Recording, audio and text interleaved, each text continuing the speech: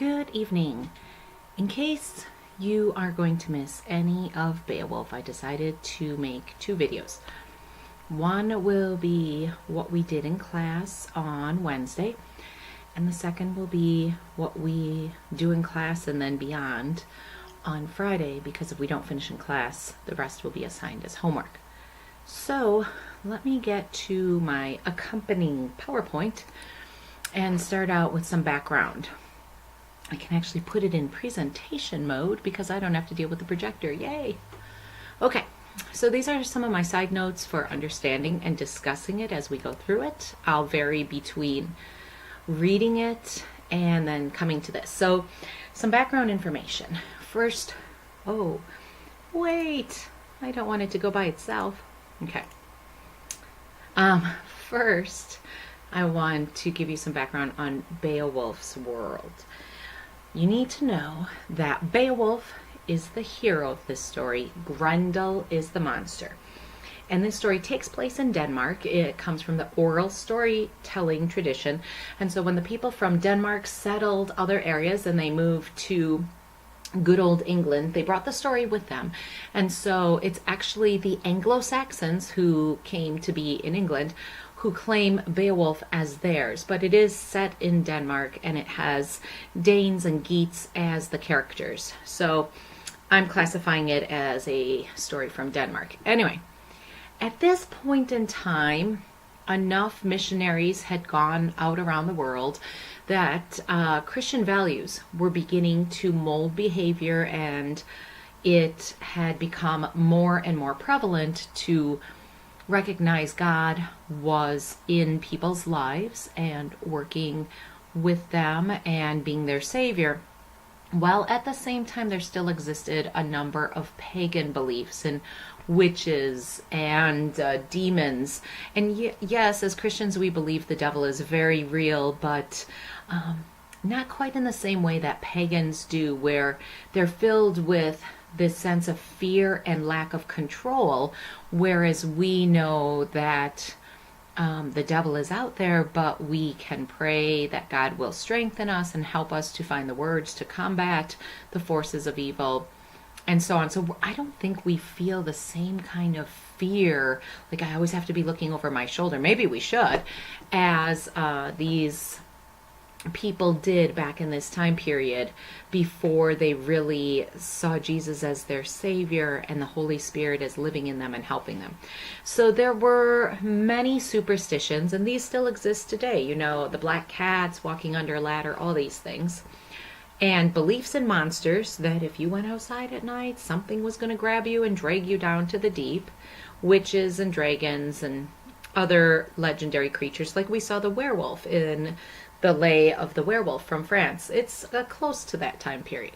So watch for both these elements of Christianity and for pagan elements. So also as we begin reading, does Beowulf really start out as an epic hero? Is he that big? Is he that amazing? Would you look up to him? Would you follow him? Or do you need to give him a trial period first to decide whether or not he really qualifies?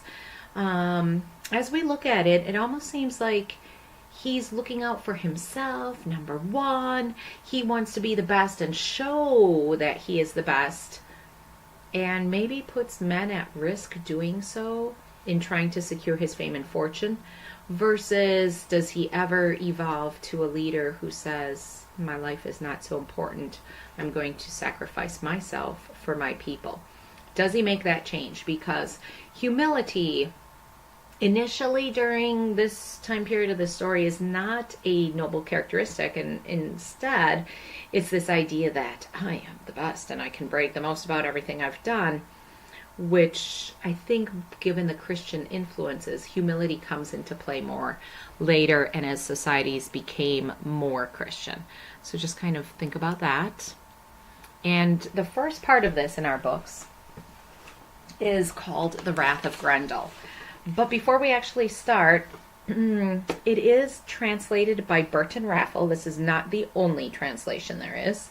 And when you translate, sometimes you lose something with the translation. Sometimes you gain something. It depends on who translates and how well they use the wording, how they try to keep the cadence, the rhythm of the original. So this is taking place in the 8th century, which would be about the 700s. And just kind of picture during this time period, little pockets of people living in these villages. In this particular case, we have Hrothgar, who's a king in his own little area with these men here. And he has decided, I want to build a mead hall, which basically is a hall to drink mead, which is a honey sort of beer, and party with all his buddies that he takes out when they have to fight the enemy. So this selection opens during an evening of celebration at Herat.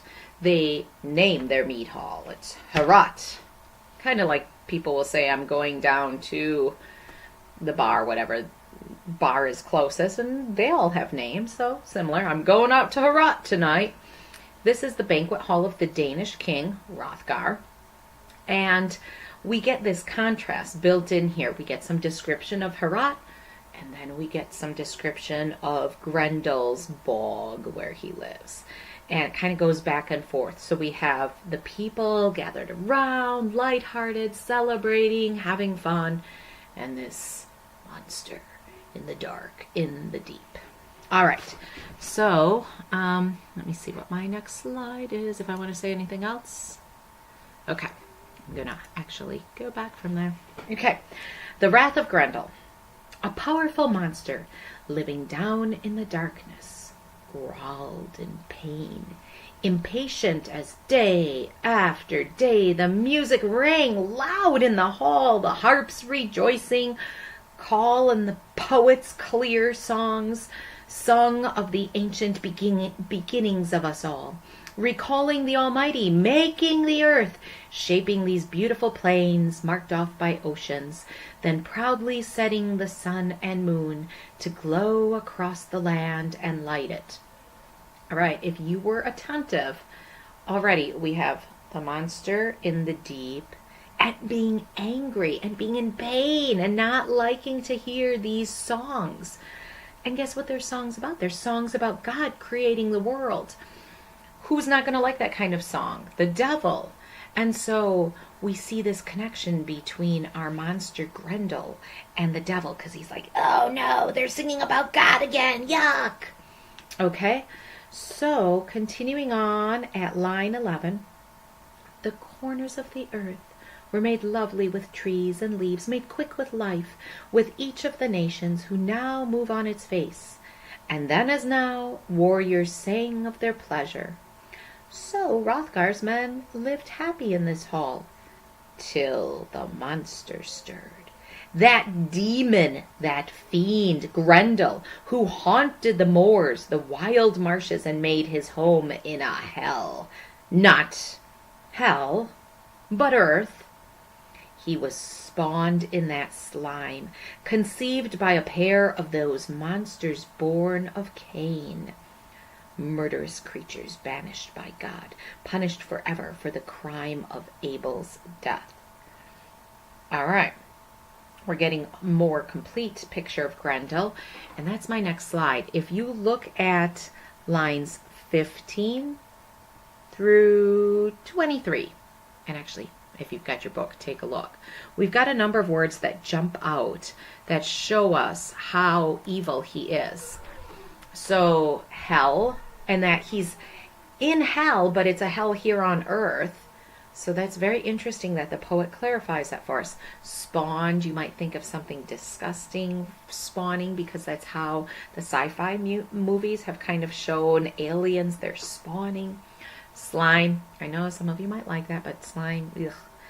Demon, fiend, monster. Cain. Okay, we've got our background knowledge of the Bible. Cain killed his brother Abel. And supposedly here, Grendel is a descendant of Cain, and Cain is cursed.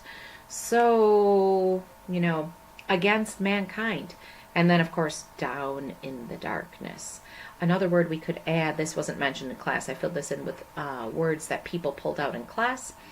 Another one is haunted. And yet another one is wild. Otherwise, we got a good list here. So, we've got these details that show his evil nature. All right. Along at the same time, I already alluded to it a bit, but we have Herat, where they are singing about the creator. It's all happy. And we have this slimy, dark dwelling of Grendel, who is angry. So definitely a contrast, and watch for that as we continue on too. The Almighty drove those demons out, and their exile was bitter. Shut away from men, they split into 1,000 forms of evil. Excuse me. Spirits and fiends, goblins, monsters, giants, a brood forever opposing the Lord's will, and again defeated. Brood is a word that has negative connotations. You know, we might talk about a brood of spiders or a brood of vipers. And so it's a collection of undesirable things. So we have a brood of monsters like Grendel here after he descends from Cain. So the next few lines here, we get a little bit from Grendel's perspective. Not a lot, but a little bit. Then, when darkness had dropped, Grendel went up to Herat, wondering what the warriors would do in that hall when their drinking was done. Kind of curious. What are those guys up to? He found them sprawled in sleep, suspecting nothing, their dreams undisturbed. Got a little bit of alliteration going on there. Sprawled, sleep, suspecting. Okay, so all the guys have basically passed out drunk. The monster's thoughts were as quick as his greed or his claws. He slipped through the door, and there in the silence, snatched up 30 men, smashed them, unknowing, in their beds, and ran out with their bodies, the blood dripping behind him back to his lair, delighted with his night's slaughter. I think I'm going to catch some guys, smash them up and kill them and drag them back to my lair. 30 guys dead. That was great. Okay, so we kind of see his perspective a little bit. We really don't see what he's thinking except that he delights in this slaughter. So we had the men sleeping peacefully. We have Grendel coming in, smashing and killing and making everything bloody. Okay, surprisingly, nobody wakes up. At daybreak, with the sun's first light, they saw how well he had worked, and in that gray morning broke their long feast with tears and laments for the dead. Hrothgar, their lord, sat joyless in Herat, a mighty prince mourning the fate of his lost friends and companions, knowing by its tracks that some demon had torn his followers apart. He wept, fearing the beginning might not be the end. That's antithesis, where you have two opposite ideas, beginning and end, used in the same sentence. And he's right, this is just the beginning. And that night, Grendel came again, so set on murder that no crime could ever be enough. No savage assault quench his lust for evil. He just wants to keep on killing. Then each warrior tried to escape him, searched for rest in different beds, as far from Herat as they could find, seeing how Grendel hunted when they slept. All right, Herat party hall, it's going to be empty now because they've realized if we sleep in Herat, Grendel's going to come and kill us. We don't want to get killed, so we won't sleep there. We'll sleep someplace else. Distance was safety. The only survivors were those who fled him. Hate had triumphed. So we have this theme, good versus evil. Not necessarily seeing how Hrothgar and his men are good. I mean, they're just a bunch of party animals. But we're clearly supposed to believe that Grendel is evil because he's killing them for no reason. So Grendel ruled, fought with the righteous, won against many, and won. So Herat stood empty and stayed deserted for years. 12 winters of grief for Hrothgar, king of the Danes. Sorrow heaped at his door by hell-forged hands. His misery leaped the seas, was told and sung in all men's ears, how Grendel's hatred began, how the monster relished his savage war on the Danes, keeping the bloody feud alive, seeking no peace, offering no truce, accepting no settlement, no price in gold or land, and paying the living for one crime only with another. Okay, and that part that I just read there, first of all, note that this has been going on now for 12 years. And the word that the translator chooses, 12 winters of grief. If you think about winter, it's barren, it's cold. Aside from the beautiful snow around Christmas, not so many people like winter. So think of the sorrow that is there. Okay. What I'd like you to do is kind of think about putting these in your own words. Since I'm doing this on the video, can't really ask you for yours. But if you look at it, so Grendel ruled, fought with the righteous. Okay, Grendel won. He beat the humans. And they were the good guys. And won, Grendel, against many, evil triumphed. Heorot stood empty and stayed deserted for 12 winters of grief for Hrothgar, king of the Danes. Okay, so 12 years, nobody's coming and hanging out in his mead hall. Poor guy. So sorrow heaped at his door by hell-forged hands. He's just so sad about this. And hell-forged hands, that means the devil made Grendel. Basically, I mean, he had tempted Cain, and when God talked to Cain, he said, evil is crouching at your door, don't give in. And Cain's like, eh. And then he goes and kills Abel. So he did give in to the temptation that was there. So this desire for hurting, for murder. Do you see the relationship between Cain and Grendel? Grendel loves to kill these men. There's nothing that's going to quench his desire to kill more people. Cain killed out of jealousy and really didn't have a good reason. And he seemed to enjoy it. Whoa, where's your brother at, Cain? Am I my brother's keeper? I don't care about him. So there's this relationship going on biblically. Back to Hrothgar. His misery leap the seas. I think there should be an S there. Leaped, ED. His misery leaped the seas. Okay, I'm in presentation mode. I'll just leave it for now. Meaning everybody across the seas starts to hear, oh, poor Hrothgar, he's got this trouble. He's got a monster. And word of mouth travels with traders, this, that, and the other thing. If you've watched any of the, what is that series? How to Tame Your Dragon? And the trader comes and everybody's excited to get stuff and hear some news from other places. I mean, that is kind of how it worked back in the day. So anyway, they hear, oh, poor Hrothgar, he's got a monster. And that's Grendel. And this monster is carrying on this war against the poor Danes, and that he doesn't offer peace or a truce, and he's not taking gold or land. He just wants to keep killing. And he pays the living for one crime only with another. Meaning, the first crime was to kill the 30 men, and during this time period, I have a new slide coming up on it, there was something called wergild, where if you killed somebody, you paid the family, a compensation. But he is only paying for that first crime by killing more people, so he doesn't make up for it. So I think it's my next one. Yes. The Anglo-Saxon custom dictated when a person killed another, even accidentally, that person had to pay a man price. It was called wergild. If the price wasn't paid to the dead person's kin, their relatives, the murderer risked deadly retribution. He could be gotten even with. A relative not exacting the wergild resulted in humiliation. So if you didn't go up to the guy and say, hey, you killed my brother, you owe me for his life, then it's kind of like, what kind of person are you? You're not even getting a wergild? He killed your brother. Come on.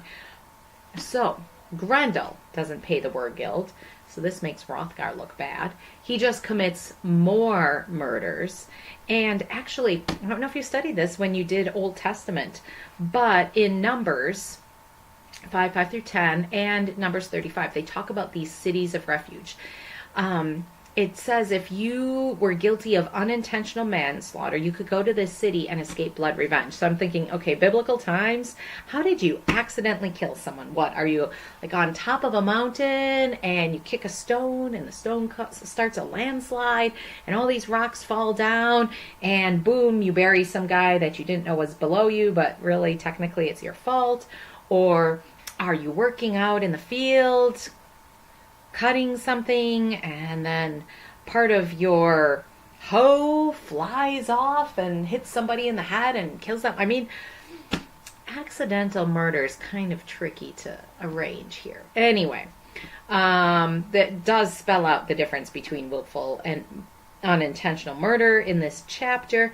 And so you could go to this city of refuge and you would be safe there as long as you stayed in that city. But if you left that city, your life was forfeit. Anybody could come along and kill you and get revenge. So your life was pretty much over staying in this city that was a city of refuge. So interesting connection there. All right. What else do I have for you? Okay. We will move on. I stopped at another. Okay, that's line 73. No one waited for reparation from his plundering claws. What shadow of death hunted in the darkness, stalked Hrothgar's warriors, old and young, lying in waiting, hidden in mist, invisibly following them from the edge of the marsh, always there, unseen. So they never quite feel safe now. So mankind's enemy continued his crimes, killing as often as he could, coming alone, bloodthirsty and horrible. Though he lived in Herat when the night hit him, he never dared to touch the king Hrothgar's glorious throne, protected by God. God whose love Grendel could not know, but Hrothgar's heart was bent. The best and most noble of his council debated remedies, sat in secret sessions, excuse me, talking of terror and wondering what the bravest of warriors could do. And sometimes they sacrificed to the old stone gods, made heathen vows, hoping for hell's support, the devil's guidance in driving their affliction off. That was their way, and the heathen's only hope. Hell always in their hearts, knowing neither God nor his passing as he walks through our world, the Lord of heaven and earth. Their ears could not hear his praise nor know his glory. Let them beware, those who are thrust into danger, clutched at by trouble, yet can carry no solace in their hearts, cannot hope to be better. Hail to those who will rise to God, drop off their dead bodies, and seek our Father's peace. We should probably go through this because there's a lot in here. So first of all, who doesn't get touched? Hrothgar. For some reason, he's protected by God. And there's this nice contrast, God whose love Grendel could not know. Okay, so Grendel's never going to be loved by God. He's apparently never going to be forgiven.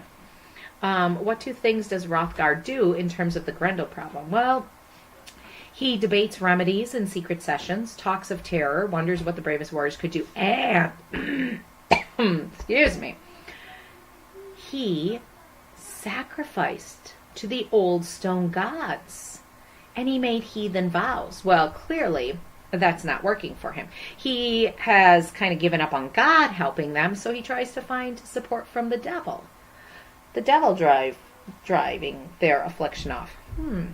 That was their way, and the heathens' only hope, hell always in their hearts, knowing neither God nor his passing. Okay, so a lot of pagans would work this way. Like, oh, you want me to pray to your God? I'll give it a try. Oh, stone gods? Yeah, why not? I mean, it can't hurt. I'm just going to make sure I cover all my bases. So not only does Hrothgar consult people, but he also worships idols and asks them to help him with his problem. Now, the caution, here it is. Let them beware, those who are thrust into danger, clutched at by trouble, yet can carry no solace in their hearts. So, if you are a pagan, beware. You cannot hope to be better. Life is never going to improve until you trust in God.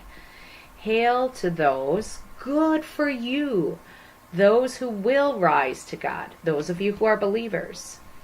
Their bodies will get dropped off and they'll seek the Father's peace. That's a nice way of saying, leave your body here on earth, go to heaven. And so there's a huge contrast here between the pagan and Christian beliefs. Not just the worship, but how it's so hopeless for the pagans in terms of their afterlife, but there is hope for the Christian. Okay, this is where on your sheet you'd want to do a one-sentence summary of this section called The Wrath of Grendel. Basically, we have the exposition. What's going on? Who's involved? Where are we? How has it been developing? And The next part is the coming of Beowulf. So we will finally meet our hero. We've seen the monster. And I'm actually going to pause it here because I heard the timer beeping for my cornbread. I'm going to go take care of that.